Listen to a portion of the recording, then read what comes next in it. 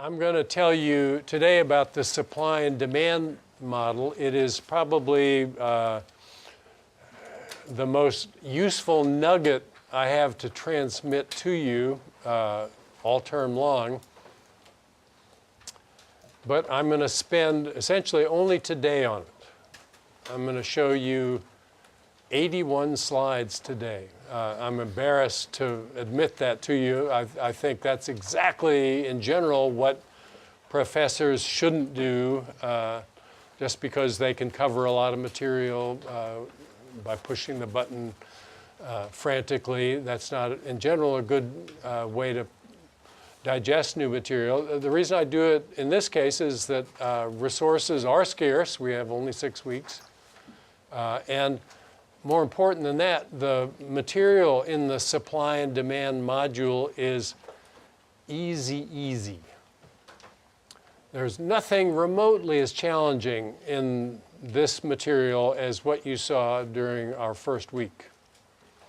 What you saw during the first week pushes people in directions they're not accustomed to going. It requires that you use language in ways that may not be familiar or comfortable to you. I think most people have managed to stay on top of that, but the stuff I'll show you today won't require anything remotely like that kind of effort to master.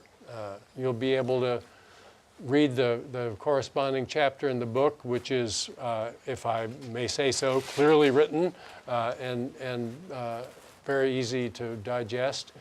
You'll be able to get on top of these ideas with just a little bit of extra time working a few problems. So I'm going to roar through it. If you have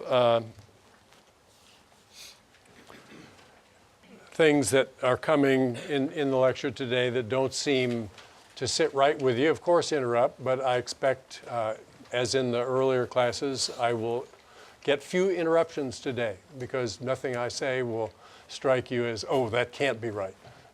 It's just all very commonsensical and straightforward. So why is it that some people earn so much more than others? This is a question that comes up frequently.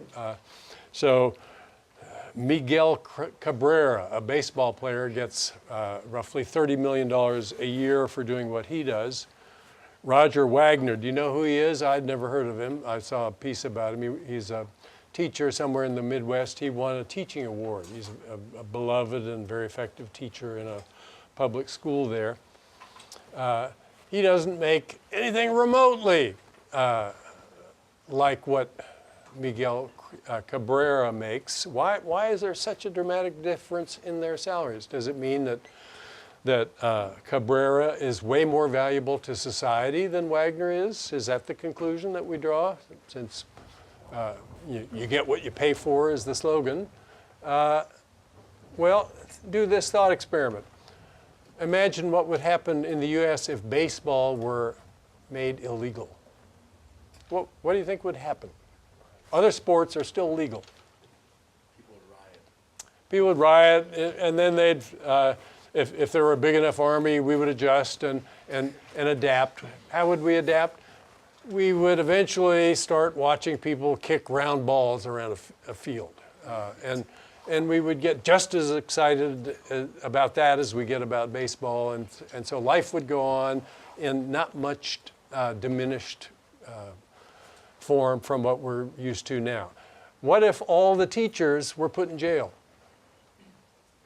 If teaching were outlawed as a profession? The society we've built would crumble in a generation. You know, the kids would grow up stupid. They wouldn't be able to do what they're able to do because they've grown up well educated in the school system. So Wagner, in a certain sense, makes much more of a difference.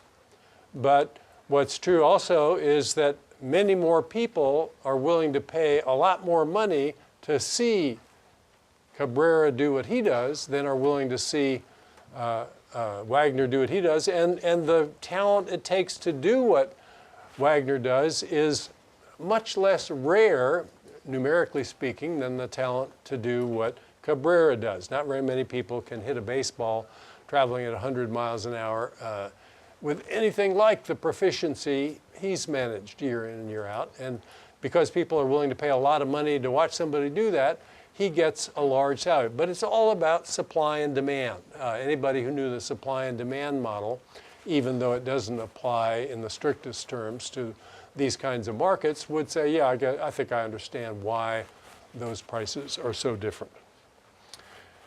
You're in the desert, you haven't had anything to drink for 3 or 4 days, it's 110 degrees. Which would you pay more for? A bag of diamonds or a cold gallon of water? Most people, under the circumstances, would value the water much more highly, since they're going to die of thirst if they don't get some quickly. The diamonds, nice to have, but not essential. Why do the diamonds cost so much more then, if water is essential to the sustenance of life and diamonds are not? These are supply and demand questions. Why do Picasso's paintings sell for so much more than Leroy Neiman's? You might say it's because Neiman's paintings aren't any good, and there might be something to that observation. Others might say it's because Picasso's paintings are so much more costly to produce, or were so much more costly to produce. There's very little purchase there. Picasso was a legendarily fast producer of work. Other artists couldn't believe how quickly he could turn a canvas out. Van Gogh himself was really fast. He painted 700 and some paintings in his last 2 years of his life.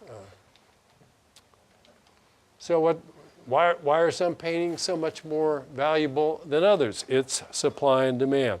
Adam Smith didn't know that. He knew about almost everything else, but he didn't know the answer to questions like these. He focused on the cost of producing a good. And so if he said some things cost more to buy in the marketplace than others, it was because they cost more to produce. That was his laser focus on costs. Well, costs matter, but they're not the only thing that matters. Jevons, who came along not 100 years later, argued that no, it's not costs that governs what things sell for in the market. It is how much people are willing to pay for them. Not costs, how much are people willing to pay? Well, that obviously matters too, but it's not the only thing that matters. And here's something very surprising. Intellectual history has been going on for thousands of years. There have been lots of smart people who've come in the preceding millennia. Newton never thought of the supply and demand model. Copernicus never did. There were all these brilliant people. They didn't know why things cost what they did or traded in the quantities they did. It wasn't until Alfred Marshall wrote Principles of Economics in 1890 that we saw the first clear statement of what became known as the supply and demand model. Costs matter, but so does willingness to pay matter. And the two interact in a very specific way to determine what the price of a good will be in the marketplace and what quantity of it will end up getting traded. 1890, this was the first real statement of the supply and demand model. How amazing is it? Take heart if you are thinking about entering the world of ideas. There are still ideas that people haven't thought of yet. That one's taken, but there are others. We're going to look at the market for a good. That consists of not only the actual buyers and sellers in the market, but ones who could become buyers or sellers, actual and potential. We'll focus on the lobster market in a main city, Portland, on a summer day. It's very local, the concept. The market is now. We summarize the buyer's side of the market with a simple analytical tool called the demand curve. It's the locus of price-quantity pairs. Price is measured on the vertical axis by convention, quantity on the horizontal axis. That's backwards from the way it's normally done in mathematical relationships. Normally they put the independent variable on the horizontal axis and the dependent variable on the vertical axis. The cause on the horizontal, the effect on the vertical. I'm talking here as if it's the price that causes the quantity demanded. So we announce a price of 10 per lobster, and we consult the demand curve and see that 1,000 lobsters per day in total will be demanded by buyers in Portland on that day. They're satisfied if at a price of 10 they're able to buy 1,000. That doesn't mean they don't wish the price were lower. Of course they do. They're satisfied in the sense that at that price they're getting to buy the amount they want to buy. If the price were lower, they would want to buy more. If it were 4, they would want to buy 4,000 lobsters. It's a downward sloping relationship. We can interpret it horizontally. That's the most common interpretation. So we would announce a price on the vertical axis, go over to the demand curve, and then go down to the horizontal axis and read off the quantity demanded at that price. At 10, the quantity demanded is 1,000 a day. At 4, the quantity demanded is 4,000 a day.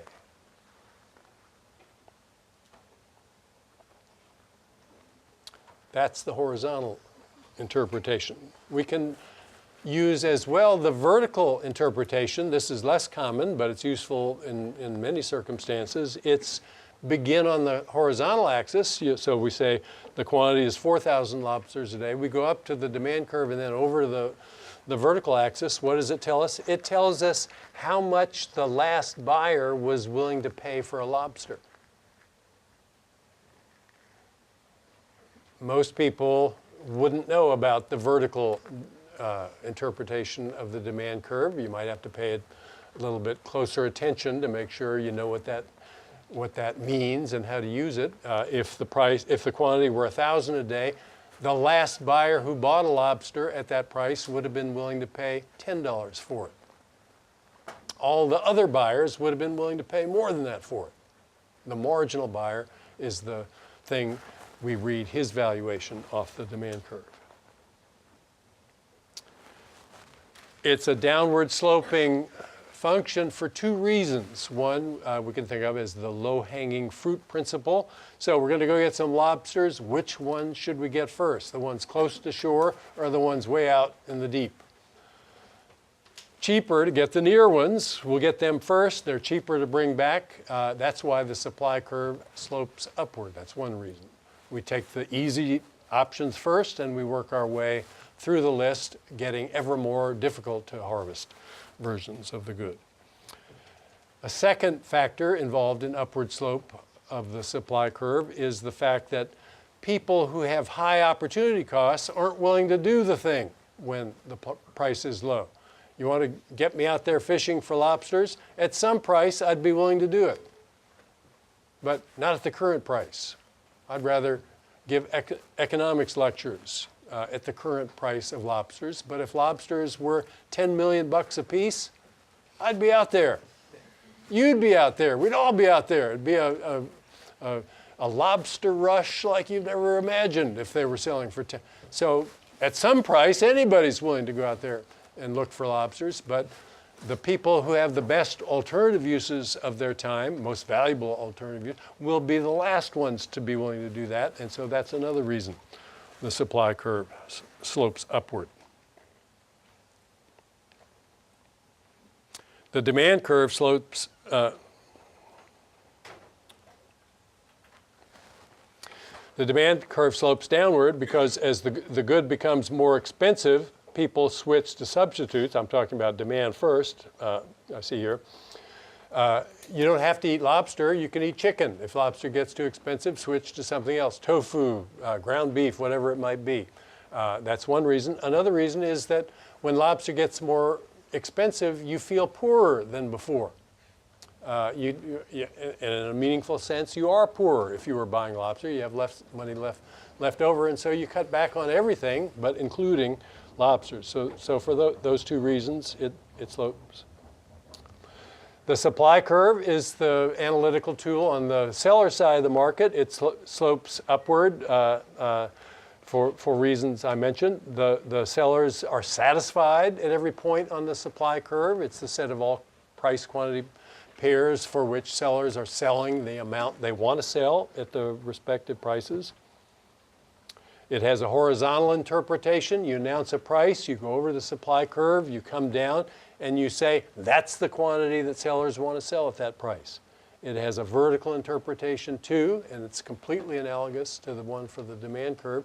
You start on the horizontal axis, you pick a quantity, say 4,000 lobsters, and you go up and you go 1, 2, 3, I guess that's 5,000. You go up and you see how many lobsters people want to sell there, and it turns out they want to sell 10,000. They're willing to sell a lobster for $10 there, and that's the marginal cost of the last lobster they harvested.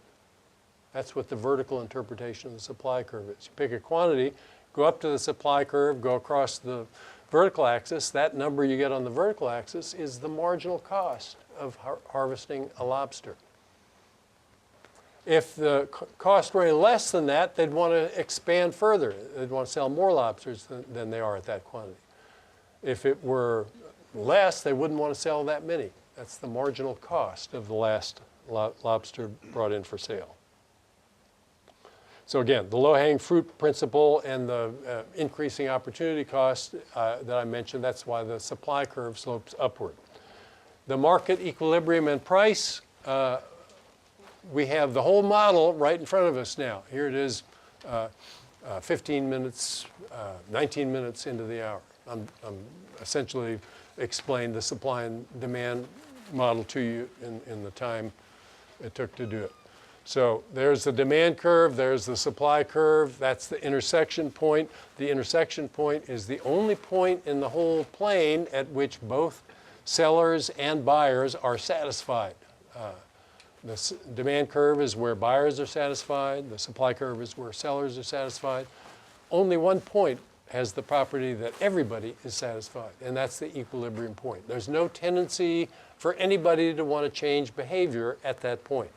So we would say that the equilibrium price of lobsters in this market is $6 a piece, and the equilibrium quantity is 3,000 a day. That's where this market will settle. Everybody's happy at that price.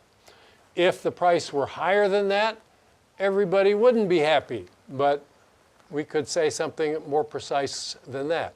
Some people would be happy, others wouldn't, or satisfied, as I'm using the term. If the price were 8, not everybody would be satisfied. Who would be not satisfied? The suppliers want to sell 1, 2, 3, 4,000 lobsters a day when the price is 8, but they can't because buyers want to buy only 2,000 lobsters a day at that price. The buyers are satisfied when the price is too high. Sellers are not satisfied. You can't make somebody buy a lobster. You announce the price. If I want one, I buy it. If I don't want one, I don't buy it. And if the number of people who want to buy one is less than the number that sellers want to sell, it's the sellers who end up being dissatisfied. If the price is too low, then it's the reverse. If the price were 4, sellers would want to sell 2,000, and buyers would want to buy 4,000. Who's dissatisfied? This time, it's the buyers. They can't get as much as they want. Nobody can make me sell a lobster. If the price is 4, this is how many I'm willing to sell. When they run out, I'm done. Buyers want more, tough. They have to do without in that case. Only at the market equilibrium will there be nobody left who's dissatisfied. Excess demands, excess supplies, those are easily defined. When the price is above equilibrium, we get excess supply. It's the difference between the quantity supplied and the quantity demanded. When the price is too low, we get excess demand. Again, the difference between the quantity demanded and the quantity supplied. I'm able to go fast here. Why? Because it's easy. There's nothing hard here. Here's a term, though, you may not have heard before, the trading locus. Suppose there were a bureaucrat announcing prices and then buyers and sellers having to respond to the prices that were announced. There wasn't an actual market, but they just had to take those prices as given. We would see a locus traced out. I call it the trading locus. If the price is too high, we'll get points on the demand curve. If the price is too low, we'll get points on the supply curve. We'll never see these points out here. Those are points that never show up in exchange. Price is either just right, or it's too high, or it's too low. If the price is too high, we see points on the demand curve. If the price is too low, we see points on the supply curve. The beautiful thing about the supply and demand model is that it's the essence of the invisible hand story. We're many of us focused on how life is tough these days. Things are uncertain. If you look at the slightly longer sweep of history, you would say life is not tough these days. Life is better than it's ever been in history. There are threats on the horizon. Maybe the planet will get warm enough that we're all going to perish in the next 100 years. It's not that we don't have problems that we got to get focused on. There are problems. But at the current moment, life is vastly better than it was for almost everybody for the entire sweep of human history. There's so much more insulation from the bad things that can happen to you now than there used to be back in the old days. There's so many more things that you might want to have that you can have, that you can afford to have, and that even exist now than ever before. And that's because of the simple invisible hand model more than any other reason. Because people can make money figuring out what buyers would be willing to pay for, and then follow natural incentives to figure out the cheapest possible ways to produce those things, and then let that process play out as if led by an invisible hand. No committees are guiding these decisions. People are just trying to make a buck. And that's what's made society so incredibly much more wealthy than it ever was historically. Everybody's satisfied at the equilibrium prices and so on. The price can be either above or below that amount at times. When one of the curves shifts, typically we do get an imbalance between the quantity demanded and the quantity supplied. When there is an imbalance, the people have incentives to take action to eliminate the imbalance. So if price were above the equilibrium price, who's unhappy? Demanders aren't able to get as much as, are able to get what they want. Suppliers can't get what they want. You're a supplier, you got stuff you want to sell, but you can't sell. What's your incentive to do? Lower your price. You're gonna end up with lobsters you can't sell. Well, bad outcome, lower your price. Others have an incentive to match your price cut, and then you put in a bigger one. You have an incentive to keep cutting your prices as long as there is any excess supply. So, and that means as long as you're above the equilibrium price. Price is going to just fall by the natural actions that sellers want to take until you get to there. Then they won't want to take those actions anymore. The reverse, if you're below the equilibrium price, you can't get as much as you want, offer more than the current market price. Others will sell to you if they weren't willing to initially. Or sellers will see that they're selling out before the end of the day, and they'll say, hey, I could raise my price here and still sell out. And so, of course, they're going to want to do that. And that process doesn't stop until you get here as well. Automatically, there's this dynamic that gets you where all buyers and sellers are satisfied. If somebody can come up with a cost-saving innovation, there'll be an incentive to do that. We'll talk about that later on. But there's an enormous amount of stuff that happens that nobody consciously coordinates it to happen. It just happens because people are attending to their own interests here. Nobody directs it. It just happens. You get this bewilderingly large menu of stuff that you could buy. Go on Amazon. They have other goods as one of the categories. think of something you want that would be nice to have. Type it in and see how many different options you have and how surprisingly cheap they are compared to what you would have imagined it would cost to make something like that available to you. It's just, I'm waxing lyrical about the market because in due course I'm going to be critical of some aspects of the market. I don't want you to leave this course as somebody who thinks markets aren't any good. That would be a very dangerously wrong conclusion. Markets have done more to promote human well-being than virtually anything else we've come up with so far. It's quite okay to go on to observe that even though they've done all these good things, they're not perfect.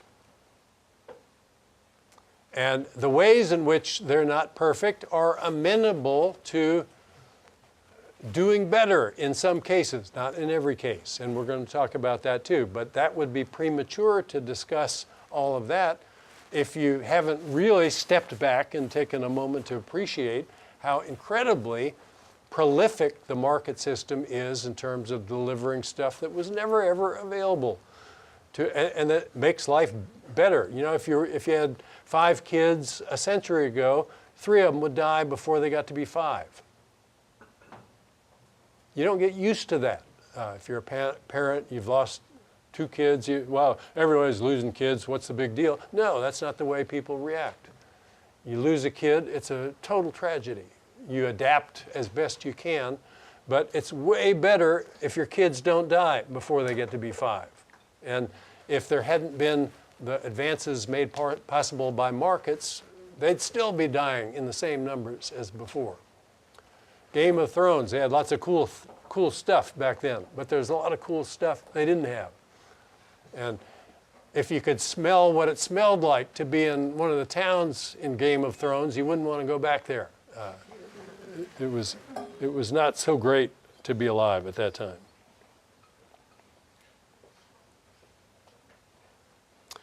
So why is this guy out there? Have you seen his truck? It's the Louis Lunch guy. He's out there at 3 in the morning. He's found a way to hook up to a power line. He's got a cooker in there. He's got a coffee brewer. You know, if you're studying at 3 in the morning, you go out, he's there for you. He can deliver what you want. Why is he out there? Did he graduate from Cornell, Lothies, many years ago and think back, oh, when I was a student, I'd have given anything if there would have been coffee out there. I'm going to make it my life's mission to make sure no Cornell students suffer in the way I did when I was a student. No, that's not why he's out there. He's out there because there's a niche in the marketplace that can be profitably occupied by somebody like him. He charges a little more for what he offers to compensate for the inconvenience and the cost of working under the conditions he does. But that means the kids who are studying at night get what they want. Nobody on the Ithaca City Council had to send him a memo to direct him to be there. He's there because he wanted to be there, because he thought it would be in his interest to be there, because it would be in the students' interest to patronize him if he was there. That's all automatic, and it's amazing if you really understand how it works, but it's not perfect. We can look at the market outcome and we can say it falls short of what I think should happen in this list of ways. So one way is that prices are often too high for people we think are worthy to be able to afford. So in College Town, rents are very high. How many of you don't live in College Town or somewhere close by? Almost certainly the reason for that is that rents are too high in College Town. You look for cheaper rent by moving further away. It'd be much better if you could live in College Town for every other purpose that you care about. You wouldn't have to get up so early and hassle to get into the campus. But no, there isn't enough room for you in College Town. The rents are high because everybody wants to live in the center and there's not enough space. What if we try to do something about that? So you're a city council person, you say, there's the equilibrium in the market. These are numbers pulled out of thin air, obviously. 1,000 is the rent. Worthy people can't afford to live in College Town because $1,000's too high for their meager incomes. So let's do this. Let's pass a rent control law. No landlord hereafter will be permitted to charge a rent more than $500. That's the ceiling on rents in Ithaca. What's going to happen if we do that? Well, one thing that becomes clear to anybody who studies it is that there's no practical way to repeal the laws of supply and demand. They will find their way to make themselves felt, whether we try to permit them to do so or prevent them from doing so. So we've passed this ceiling, $500.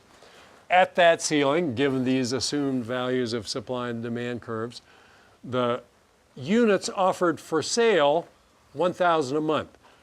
All the people who live out near the airport, they want to move in. 3,000 people want to live in College Town at that rent. There aren't enough apartments, and so there's excess demand of 2,000 units a month. What's the cost of supplying an apartment at the current level of number that are rented? It's 1,000 units. The marginal cost of supplying an extra apartment is only 500. There's people out there that are willing to pay $1,500 for an apartment, but there aren't any more apartments available. They're all gone at 1,000. That's all the suppliers want to offer. So what's going to happen if we do this? Well, the market will respond in ways that it can. It will be different in different circumstances, but there will be a variety of responses. How many of you have, in recent years, rented an apartment in New York City?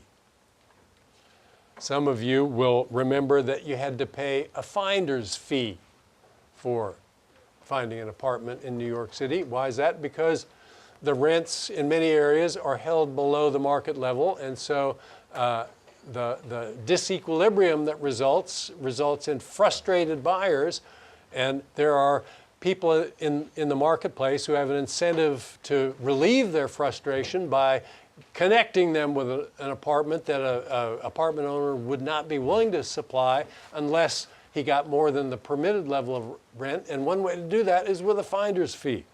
So the city council outlaws finder's fees. Henceforth, anybody who charges a finder's fee gets fined so much that it wasn't worth doing it in the first place.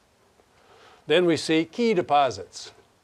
Okay, no finder's fee. You want to live here? It's $500 a month, but there's a $500 a month key deposit. Okay, we make that illegal. Then we require you to rent furniture. It's 10-year-old IKEA furniture, but it's a $500 a month rental for this furniture. Well, we outlaw that too. Then we charge excessive damage deposits, and we don't give them back when you move out. Or we don't come when your pipes are backed up. We'll get to you when we can. We got 3 tenants who want that apartment. You're going to complain? Go ahead and complain. I got another tenant who wants to live there. All of these things happen. People have said, if you want to destroy a city, don't drop a bomb on it. That's too expensive. Just pass a rent control law. And you will destroy it with greater speed and force than in any other way you could. If you want to help the poor, there are ways to help the poor. One of my first professors in graduate school said during an early lecture, he just offhand, he remarked that the main problem confronting the poor is that they have too little money. Ha ha ha, well, that was some joke he just cracked. But it gradually became clear to us all that he was not cracking a joke at all. He was telling us that indeed the main problem of the poor is that they don't have enough money. And the solution to that problem is not to try to tinker with the laws of supply and demand. Repealing them, that's a fool's errand. If you think the poor don't have enough money, try to get more money into their hands. There are ways to do that. That's a hard problem to solve too, but it's not nearly as hard as the problem of trying to change the prices of the things that they buy. Sometimes we can alter prices in a practical way, but most of the time, just by passing ceilings on prices, that's not an effective way to intervene. Ultimately, when all these attempts fail, the landlord just converts the property into a condominium. He can't get the market rate for the rent on the apartment, he'll sell it to somebody. And implicitly, they'll capture the value that way. When the market is in equilibrium, there's no cash on the table. That's the expression that economists use. There's no action any individual can take that will result in advantage. All the trades that could take place have taken place when all the profitable trades that could take place have. When the market is not at equilibrium, there's always some deal to be made that would benefit every party to the deal. There's people willing to pay more than the cost of the product, sellers who are willing to sell it to them at a price in between their cost and the amount they're willing to pay. Both parties benefit when that happens, and it's very hard to keep people from making deals when both parties would benefit from them.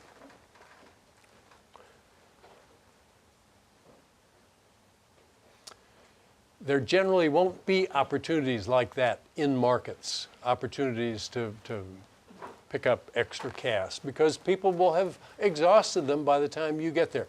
You're walking down Fifth Avenue in December, a crowded time of year in the city, and you see what looks like a $100 bill on the sidewalk.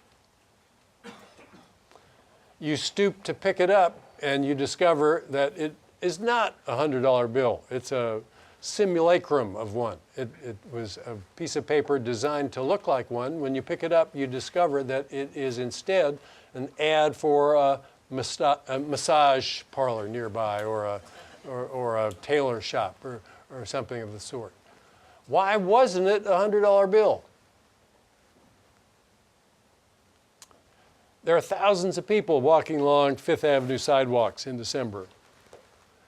If there was a $100 bill on the sidewalk, what do you think the odds are that it would still be there at the time you walked by that place where it had been dropped? It could happen. The guy right in front of you might have dropped it. And there it would be. You stoop, you pick it up, you're $100 to the good. Or you're a good Samaritan, you tap him on the shoulder, oh, sir, you dropped your $100 bill. But in almost every instance, it won't be one, because if it had been a real one, somebody would have gotten it before you managed to see it and try to get it. So if somebody has a good deal for you, oh, I can get it for you for a tenth of the price you think you had to. What's the catch? You know, why isn't this market already at equilibrium? You're going to want to ask that question. In the rent control market, if we're at the initial ceiling, things are not at equilibrium, and so there is cash on the table. Here's an apartment that somebody could sell to you at a cost of $501. Here's a guy who's willing to pay $14.99 for that apartment. There's lots of prices in the middle where they'd both be better off if they made that deal. So that's why they look for ways to make that deal. You can try to put your finger in each hole in the dike, but it's not a promising approach to take. So the socially optimum quantity of the good is the quantity you get to when you expand, as long as the benefit is greater than the cost. What's the benefit of expanding in a market? It's the amount buyers are willing to pay for one more unit. What's the cost of expanding? It's the marginal cost of expanding. One of those, the first one is the point on the demand curve at the quantity you're at. The other one is the point on the supply curve at the quantity you're at. So if ever the supply curve lies below the demand curve at the quantity you're at, there's a deal that will benefit buyer and seller that could be made, and they'll find a way to make that deal. It's only when you get to the equilibrium point, the point where the two curves intersect, that there's no more deals to be made. The socially optimal quantity is the one for which marginal cost and marginal benefit of the good are the same. And if we're at market equilibrium, we're at the point where the cost to the seller is equal to the value to the buyer. That sounds like a good candidate for the socially optimal point. Costs are in balance with benefits at that point. But it's not always the socially optimum point, because there are markets where there are costs that are not borne by the sellers, they're borne by people outside of the transaction. There are markets where the benefits of buying another unit of the product don't accrue to the buyer of the product, they accrue to people whether they buy the product or not. And I'll talk about both types of examples. Here, if we're at $2,000 a month, the marginal cost of the last apartment is $1,000. The marginal benefit of the last apartment is $1,000. There's no way we can benefit anyone else here without harming someone in the process. Now, you might say that there's the son or daughter of a rich, good-for-nothing living in one of these apartments, and there's a worthy, low-income person who's having to commute from 25 miles away because his family couldn't afford it. And all things considered, the world would be better if that second person got the apartment and the first one didn't. It doesn't mean that when you're at market equilibrium, you have the best of all possible worlds given your own value system about how things ought to be. No, it doesn't mean that. It just means there's no way you can help somebody without hurting somebody else. And you want to do at least that well in any situation. I mean, if you weren't doing at least that well, you'd be missing a chance to make everybody better off, potentially. You get to a point in market equilibrium where it's not possible to make one person better off without hurting somebody else. And the equilibrium principle recognizes that that may not be the best result for society as a whole. There are no opportunities for individuals to do better in market equilibrium, but there may be opportunities for us to act collectively in ways that would make us happier than we are at market equilibrium. I'll mention just the example I talked about earlier of the bull elk. They have antlers that are 4 feet across, because if you don't have big antlers, you don't get any mates. And so since it's relative antler size that matters, there was a runaway arms race that selected for bigger and bigger antlers until they got to be 4 feet across in equilibrium. That's bad for the bulls because they get surrounded and killed easily by wolves if they're chased into the thickly wooded areas, and they'd rather their antlers not be so big. But if they cut them back individually, they would lose all their fights and they wouldn't pass their genes on into the next generation. That's an example of a case where if they could act collectively, they could do better. They could hire a vet to come in and cut all the antlers back by 50% and put new sharp points on the stubs. Then the fights would be resolved in the same way as before, but they all be more mobile when they were chased by wolves. That would be a good thing for everybody. But it's not something that any one of them could do by cutting his antlers back. You have to act together in order to do that. So that's just one example of how competition and the analog to market forces could result in an equilibrium that wouldn't be in the interests of every player, but no player could do anything about it. That's the equilibrium principle. So anyway, when all relevant costs are captured in the supply curve, when there aren't any costs on others, and when all relevant benefits are captured in what individual buyers are willing to pay for the product, then we do get the best of all possible social results in terms of being able to say that there's no way we could help some person from the situation we're in without at the same time hurting somebody else. And that's a pretty good result to get to. The pre-market societies were nowhere close to that result. There are specific examples we'll consider of when what's smart for you to do as an individual wouldn't be smart for everybody to do. The antlers example being one example of that. So the two cases I'll consider specifically, one is cases where the cost of producing the good falls partly on the seller, but partly on people outside the transaction. The other example I'll consider is when you consider the benefits from owning the good. They accrue to the buyer of the good in part, but there are other benefits from having more of the good that accrue to people who never bought the good in the first place. So first type, goods whose production entails costs that fall on others than the sellers. Pollution is maybe a prime example of this type. You produce another barrel of, you refine another barrel of oil. The refiner pays the costs of cracking the oil from its crude form and refining it into gasoline. But the external costs of that process, the smoke that blows downwind and falls on other people, doesn't fall on the seller. It falls on people who had nothing to do with the production decisions regarding that product. The people in the airplane taking off above a heavily populated area are not paying for the noise costs imposed on people below. That's an external cost. They don't take it into account when they decide, should I make this trip? And so the number of trips they make and the kind of trips they take, the kind of equipment that's used, none of that takes into account the inconvenience of the noise imposed on people in the flight path unless we act collectively to try to make that happen.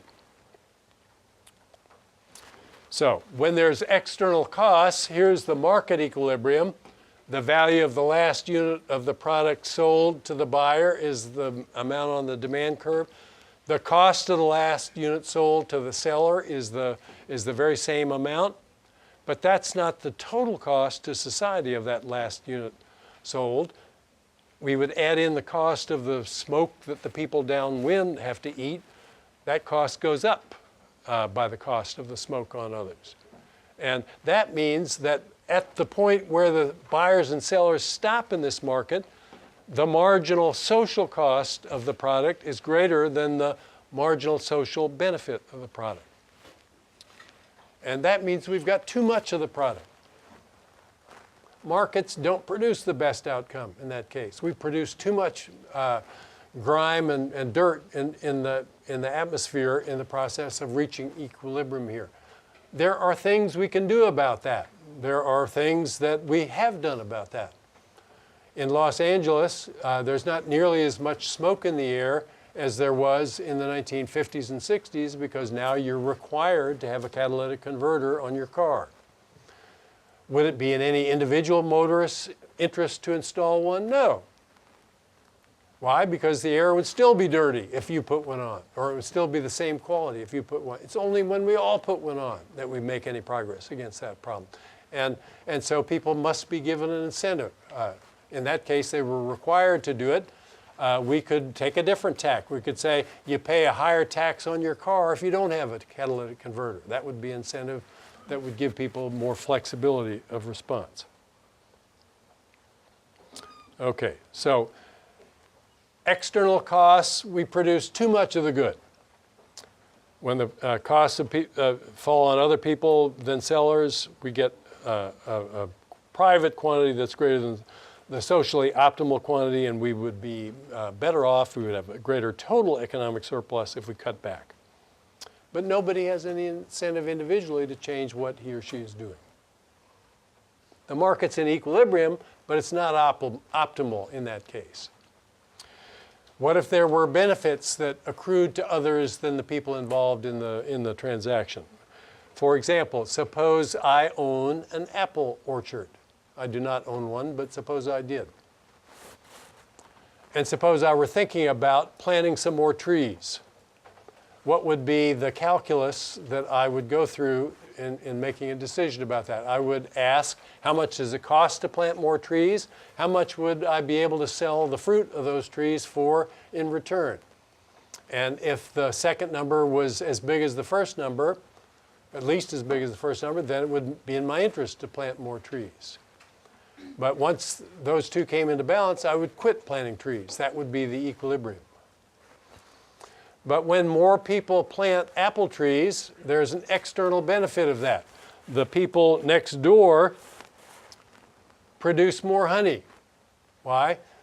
because with more apple trees, there are more blossoms for the bees to feed on, and they get more nectar and are able to produce more honey. So there's a benefit, not just to me of planting more trees, there's a benefit to the owner of the apiary of me planting more trees. But unless I take his benefit into account, I'll plant too few trees. It works in both directions in this case. If the beekeeper has an extra hive, that means the extra bees will more fully pollinate the trees in my apple orchard, and I'll get a bigger crop. But when he's thinking about whether to add a hive, he thinks about the extra honey he gets. He doesn't think about the extra apples I'll get. So in those types of cases, we get too little output. Why?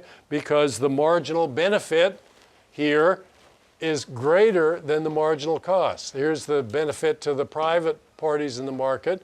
There are others outside this market that get benefit from what they do too. So if we had the private benefit plus those other benefits, we would get a curve that's higher than this curve, and we'd really want to be there. We get too little output in that market. So the market isn't perfect. And we'll talk about that as we go forward. But it's pretty good. It does a lot of things really well, and there's no reason we shouldn't think of tinkering with it here and there where tinkering has been shown to make matters better, but there's no presumption that tinkering in any old way will make matters better.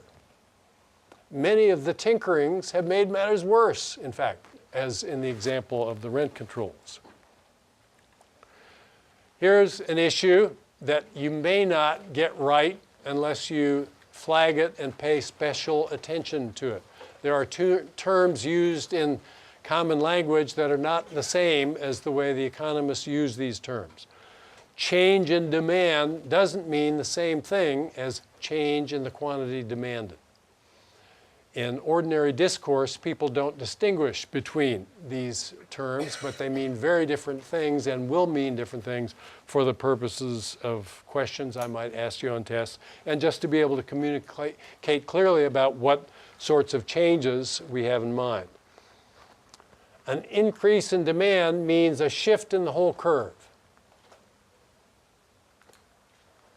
So if it's an increase, we might call that a shift to the right of the demand curve. At every price, people are willing to buy more than before.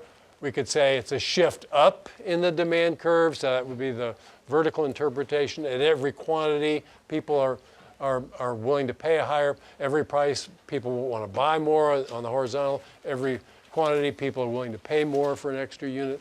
Or we could just say it shifts out. Those all mean the same thing, and they all mean an increase in demand.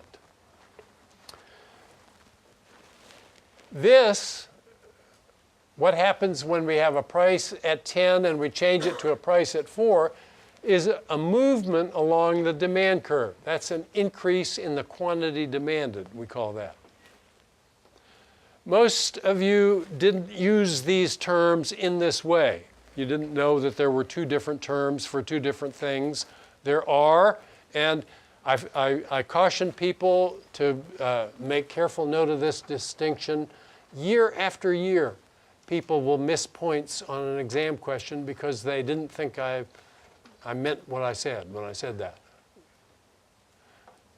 Oh, you said an increase in demand. I thought you meant an increase in the quantity demanded. No, it's not. They're not the same thing. They're different. So when I say one, that's what I mean. When I say the other, I mean it. And if you don't know what they mean, you're going to make a mistake on an exam question, probably. If I give a question like this on the midterm, it would be on the midterm, so that's where the mistake would come.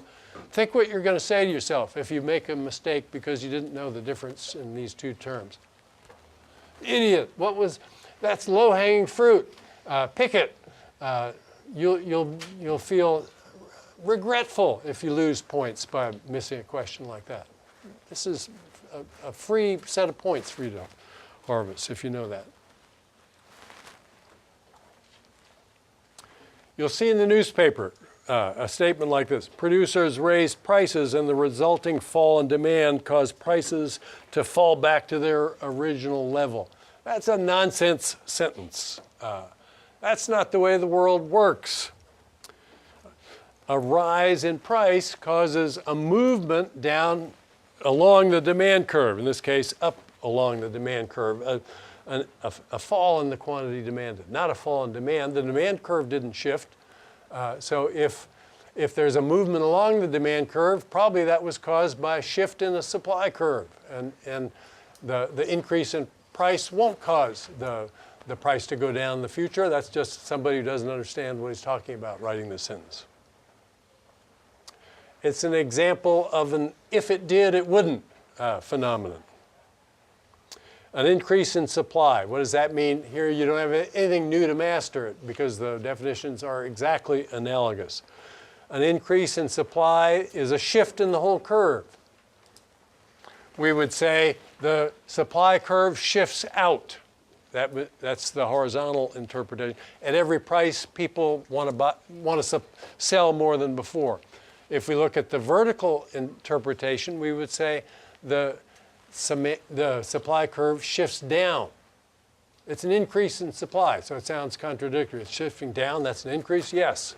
That means supply has gotten more favorable. Suppliers want to sell more at every price than they used to want to sell. An increase in the quantity supplied, that's a movement along the curve, the same as before.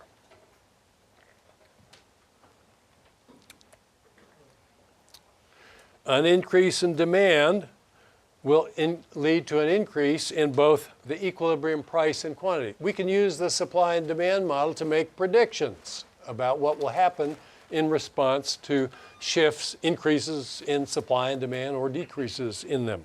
So there are, in the text, you'll notice some rules. I'm going to go through them, 1, 2, 3, 4. What happens when demand increases? Here's where we were at P and Q. The new P and Q will be P primed and Q primed. When there's an increase in demand, there will be an increase in the equilibrium price and an increase in the equilibrium quantity. That's the prediction of the supply and demand model.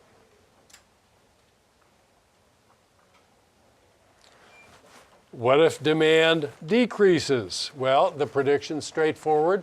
There will be a decrease in the equilibrium price and quantity. So if you see an event whose implications are that there will be an increase in demand or a decrease in demand, you would use those two rules to figure out what's going to happen to the equilibrium price and quantity. With supply, there are analogous rules. An increase in supply has predictable effects on the equilibrium. There will be an increase in the equilibrium quantity and a reduction in the equilibrium price. If the supply shifts the other way, we get an increase in the equilibrium price and a reduction in the equilibrium quantity. The publisher of our text required that we state these as 4 rules, and I think their designer put a box around them. I walk through the atrium and I see people with their yellow highlighters highlighting these 4 rules. I assume they're doing that because they think since they're in a box, they're important. I better go home and memorize these 4 rules. Here's a pro tip. Don't do that. Don't waste your time doing that. The question you're going to miss is when I describe something that happens in the world and you don't know whether that causes the demand curve to shift in or out, or is it something that causes the supply curve to shift in or out. If you know what the event does, if you know that it causes the demand curve to shift out, what should you do? Just draw an original supply and demand curve, shift the demand curve out, and look and see what happens. Don't memorize these rules. That's wasted effort. You'll forget them if you try to memorize them. Just draw the diagram and see what happens when the shift that's described occurs. And then you'll be able to say, in response to the exam question, when that event happens, I predict that quantity and equilibrium will go up and price will go up. If it's a demand increase, that's what you would predict would happen. Other people I see highlighting 80% of the words in the text. You're probably not going about it right if you're doing that either. If you really want to, if you think that many words in the text are important that you need to focus specifically on, you might get a purple highlighter and highlight the words that are not important. You at least save money on ink if you did that. Then read only the non-highlighted words when you go back to study. The determinants of demand. All right, here's where the art comes. Here's where you need to add some value to be able to answer a question. I'm going to tell you about something that happened in the world, and you have to tell me what it did. So I tell you incomes go up. What's that going to do? That's going to shift the demand curve. For most goods, the quantity demanded at any price goes up when people's incomes go up. Or if you want to think about it in the vertical interpretation, at any quantity, people are willing to pay more to get an extra unit when they're richer. And that's just totally intuitive. How much would you pay for an extra good that you wanted? Well, if money's no object, you'd pay more than if you're on a tight budget. So when incomes go up for a normal good, and that's the technical term, it's not just an ordinary language use, it happens to coincide with the intuitive use. When incomes go up, demand shifts out. When incomes go down, demand shifts in. That's for a normal good. There are goods called inferior goods where the relationship is flipped. When income goes up, demand shifts down. An example, and it's true of all inferior goods, is a good for which there are readily available, very close substitutes. So, hamburger with high fat content. When people get a little richer, they switch away from that and they eat better grades of meat, more expensive grades of meat. The hamburger with high fat content is an inferior good. Demand for it shifts left when incomes go up, unlike the demand for a normal good. So higher grades of beef would be a normal good. Incomes go up, people buy more of them. So incomes rise for an inferior good, demand shifts in. Tastes affect demand. Think back to your childhood days when the dinosaur movies were bursting onto the scene. Probably you didn't care about having dinosaur toys before those movies came out, but even if you didn't see those movies, all the kids wanted Triceratops, they wanted pteranodons, they wanted Tyrannosaurus Rex, because other kids had them, and that's what kids were. Taste can shift in a very short period of time and by a massive amount. When taste shifts, demand shifts. That's one of the primary drivers of taste. When the Titanic came out as a popular film, probably 10 books the next year on the bestseller list were books about the Titanic in one way or another. Nobody cares about the Titanic anymore. Tastes have shifted back to the pre-Titanic days in terms of books and other cultural artifacts. But that's an important shifter of demand. So taste shift in favor of something, the demand curve shifts. The price of a substitute good is a very important determinant of the demand for a good. What's a substitute? Imagine two sources of caffeine, tea and coffee. You don't care what you drink, all you want is the caffeine. What happens when the price of coffee falls? Your demand for tea is going to fall. Why? Because now it's expeditious for you to get your caffeine by buying more coffee. Coffee got cheaper. There's more than one way to skin a cat. Caffeine gets cheaper on the coffee option. I'll go for that option. And that means I won't buy as much tea as before. That means the price of tea is going to fall and the quantity traded in equilibrium will fall too. It's the determinants of shifts in supply and demand that you have to focus on. What's the event in the world, and how does it affect the supply and demand curve? That's where you're going to add value on questions that you'll have to confront. The price of coffee rises, it's the reverse. Now tea gets more attractive as a source of caffeine. Demand curve shifts out.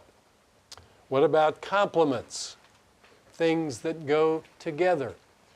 It used to be people didn't want to eat eggs for breakfast unless they had some ham to go with it. Ham and eggs. You don't eat one without the other. Now it's avocado and toast. What if the price of avocado goes up? What's going to happen to the demand for toast? It's going to decrease. They go together. So the price of cream goes up. What's cream a complement for? Coffee. A lot of people drink cream in their coffee. Price of cream goes up. What happens to the demand curve for coffee? It shifts out or in? In. If the price of cream falls, it's the reverse. Demand curve shifts out. What's going to happen to the price of coffee? It's going to go up. The quantity will go up. The price of cream rises, it shifts the other way. Okay. Determinants of supply. Supply is mainly about the cost of production. What are the determinants of the cost of production? Well, the technology is a really clearly important feature. What's the technique we're using to produce the stuff that we're making? If they discover a better lobster trap, what does that do to the equilibrium price and quantity in the lobster market? What do you think shifts, if anything? The supply curve shifts. Where does it shift? Up or down? Careful. Down. Why? Because it's now cheaper to catch lobsters than before. So the supply shifts out. What's going to happen to the equilibrium quantity and price of lobsters? Quantity will go up, price will go down. Those are questions you might be asked. Factor prices, the price we pay for the things we use to make the things that people want to buy. So the price of diesel fuel goes up. How does that affect the market for lobsters? Is diesel fuel an input in the production of lobsters? Yes, actually it is. How so? You got to use a boat to go out to where the lobsters are. And boats, almost all of them use diesel fuel. So price of an input goes up. What does that do in the lobster market? It shifts the supply curve. How does it shift it? Up. It's more expensive now to produce any given quantity. So the supply curve shifts up. Now here, we could get into a long argument about whether it affects demand in the lobster market. One student tried to argue that, yes, it'll cause a change in demand in the lobster market too, because when diesel fuel goes up, people will go to Wegmans less often to shop. That's probably not a big enough effect to be practical to factor into the equilibrium in the lobster market. But then another student argued that, well, when fuel goes up, people are poorer, and since lobster is a kind of a luxury good you don't have to buy, that might be the first thing you would cut back on when your budget got a little tighter. So maybe it would cause the demand in the lobster market to shift in. Normally, I'm going to try to make examples where it wouldn't be ambiguous what the event I described has in the way of an effect either on supply or demand. Try to think, what was he thinking when he described that event? Was he thinking of and normally I will not talk about events that shift both supply and demand curves. If I want to shift both the supply and demand curves, I'll give you two events. So try to figure out what I probably meant. I'll try to make it as unambiguous as I can, but unless you've been doing this for as long as I have, you have no idea how inventive people can be when they're trying to argue in favor of credit for a different answer than the one I thought was the correct answer. Okay, interest rates fall. That's a shift out of the supply curve, a downward shift. You have to borrow money to buy your lobster boat, or you have money you could have kept in the bank and earned interest. The cost of fielding that boat in that activity is lower than before, and so that's an increase in supply. We can use this model to do economic naturalist questions. So why, for example, are the prices of some goods, like apples, lowest during their months of heaviest consumption? The price of other goods, like summer rental cottages, they're highest during the months of heaviest use. Why is that? It's because in the two cases, we see a supply curve shift as the driving element. In the case of apples, the apples' months of heaviest consumption are right after the harvest. That's when supply is at an all-time highs, and so prices are low, quantities are high. In the case of summer cottages, the supply is roughly the same year-round. It's the demand that varies so sharply one season to the other, and so in that case, prices go up and quantities go up too. What will happen to the equilibrium price and quantity in the fresh seafood market if two events occur?